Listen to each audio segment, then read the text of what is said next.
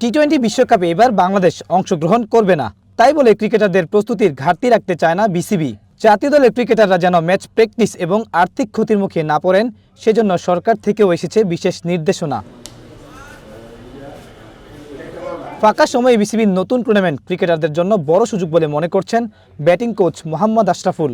প্রথমে শুনেছিলাম যে আসলে বিসিএল শুরু হবে ন্যাশনাল ইলেকশনের পরে, কিন্তু ইলেকশনের আগেই যদি এই টুর্নামেন্টটা, অবশ্যই প্রত্যেকটা প্লেয়ারকে তারা যে ওয়ার্ল্ড কাপ যেতে পারছে না সেই জায়গায় বসে না থেকে তিনটা টিম নিয়ে যেই নিউজটা আমিও দেখেছি, যদি এটা হয় ভালো। এদিকে দেশের ক্রিকেটের বড় নাম সাকিব আল হাসানকে নিয়ে জেগেছে নতুন সম্ভাবনা। নিজেদের হোম ভেন্যুতে পাকিস্তানের বিপক্ষে সিরিজ দিয়েই বিশ্বসেরা এই অলরাউন্ডারকে দলে ফেরাতে চায় বিসিবি।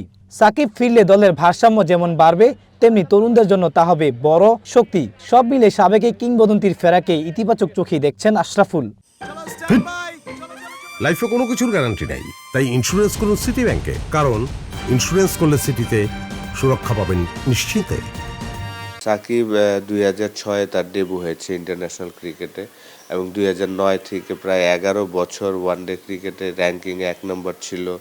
সবগুলো ফর্মেটই, টেস্ট, টি-20, ওয়ানডে, সব ফর্মেটই অলমোস্ট 11-12 বছর ধরে 1 নম্বর র্যাঙ্কিং সে হোল্ড করেছে।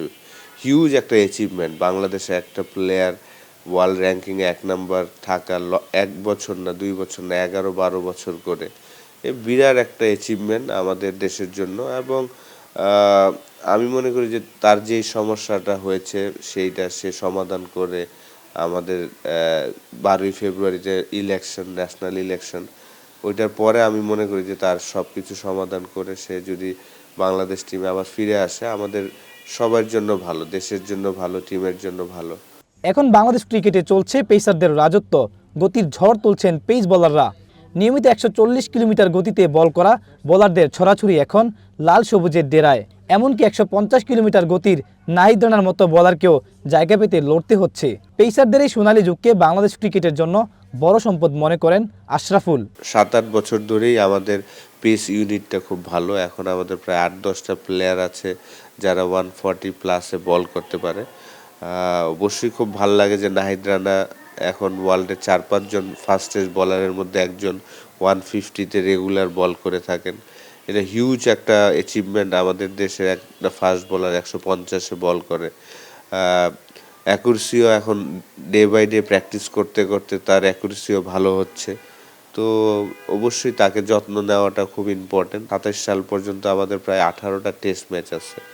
তো এই টেস্ট ম্যাচগুলো যদি ভালো করতে হয়, অবশ্যই আমাদের পেস বোলার সবাই সুস্থ থাকাটা খুব ইম্পর্টেন্ট। খেলাধুলার সাথে রাজনীতি মেশানোর বিপক্ষে সাবেক এই তারকা ক্রিকেটার। এতে সবার ক্ষতি হবে বলে মনে করছেন মোহাম্মদ আশরাফুল। Shoaib Ahmed, One Sports, Dhaka.